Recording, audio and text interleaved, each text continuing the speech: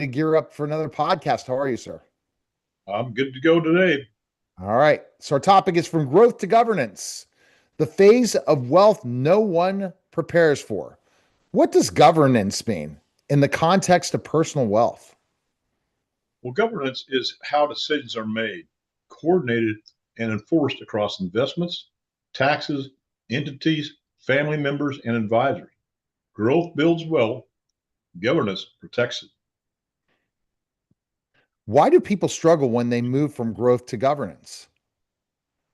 Because success creates complexity. What once worked informally now requires structure. We have to have rules and coordination. And most people never stop to redesign the system. And that's why I always tell people you've got to have a plan. If you don't have a plan, make one. And if you do have a plan, review it yearly because these strategies change all the time. What happens when wealth grows without governance? Well, first off, you're going to have misalignment. Many advisors work in silos. Taxes leak through these gaps, family tensions rise, and small inefficiency compound into major losses over time. And just like taxes leak through the cracks, I always ask people, I said, when's the last time any of your financial advisors give you any proactive advice on saving taxes? It's slim to never. I just saved one of my clients 2,280,000 on a tax strategy that we did. He just got a check.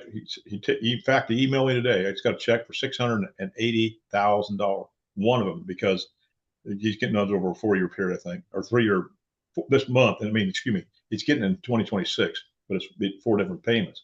But these are taxes that he's paid over the last 4 years. Wow. And see, it's amazing when you're able to look at something saying how you could save them so much money because of your team of professionals. And you mentioned that a lot on the podcast, but let people know that it's not just you. You have a great team. Exactly. And Neil, what I mean by my team, we're specialists. What I mean by specialists, let's say I'm your family doctor. I can treat you for minor illnesses, minor injuries. But if you want your knee operated on, you want the orthopedic surgeon. He's the specialist. And everybody agrees with me. I said, well, that's what I have my team, top tax-specific attorneys and CPAs and other specialists in their fields. And we collaborate together to come up with solutions for people's financial problems. We show people how to reduce and possibly eliminate debt and taxes. We show people how they can possibly have a tax-free income and eliminate or mitigate the risk in retirement, healthcare options, tax planning, tax savings, legacy planning. It goes right on down the line. When should someone start thinking about governance? Well, yesterday, as soon as wealth becomes multi-layered, multiple entities, income streams, properties, or heirs, waiting, until a crisis arrives, governance is usually very expensive. And now you got attorneys involved and just other stuff that's going to be involved. And if you plan this correctly, you wouldn't have these problems right now. No doubt. Why is governance more important now than in previous decades? Well, that's very easy because tax rules, reporting requirements, and family dynamics are more complex. Without governance, wealth becomes reactive instead of intentional. And now with AI and everything's being digital, all that information is readily available.